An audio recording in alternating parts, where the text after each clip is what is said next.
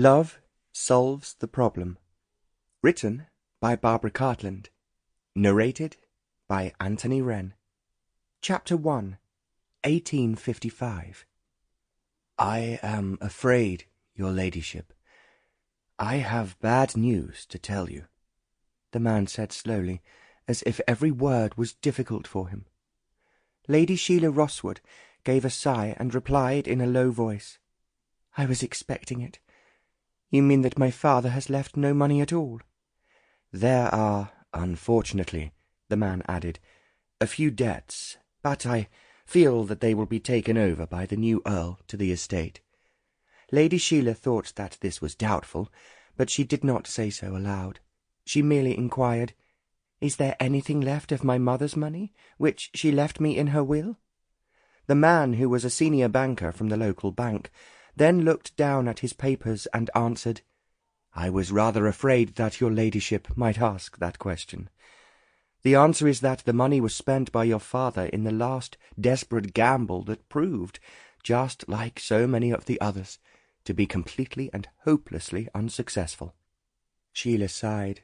Then she rose from her chair and walked over to the window and stared with unseeing eyes at the neglected garden below her.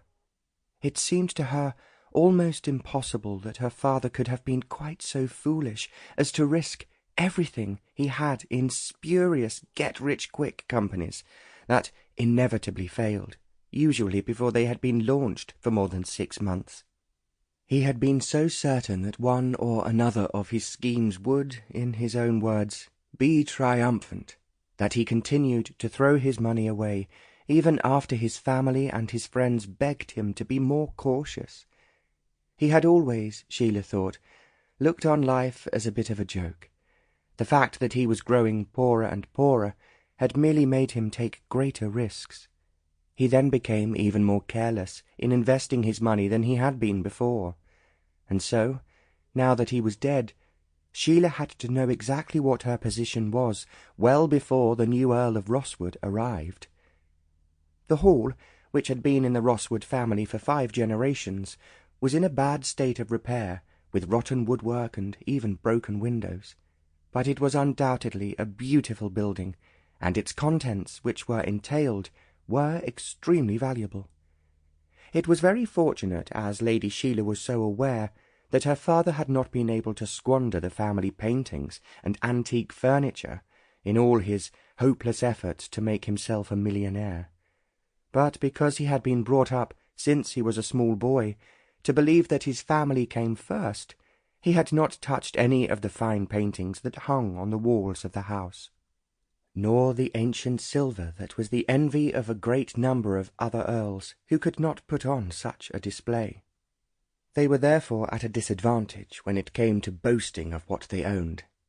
It seemed incredible to Sheila that, having spent all her mother's money, that was quite a considerable amount, and everything that had been left to her by her mother's family, was completely penniless. She was now forced to rely on the kindness and generosity of the new Earl. This situation was made even more difficult than it was already by the fact that her father had always disliked Thomas Ross, and the reports on him from other relations had never been very much to his credit. Sheila was thinking to herself that nothing could be more humiliating than have to plead with him to support her in some way.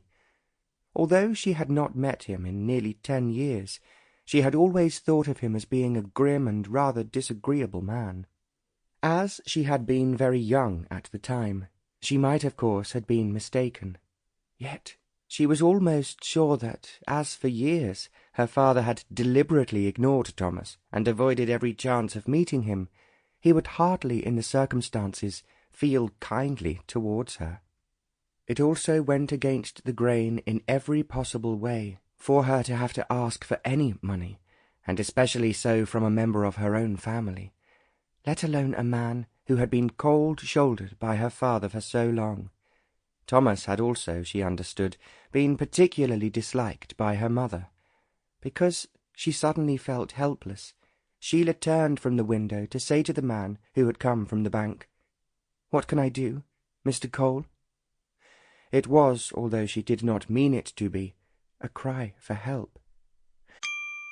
Sample complete. Ready to continue?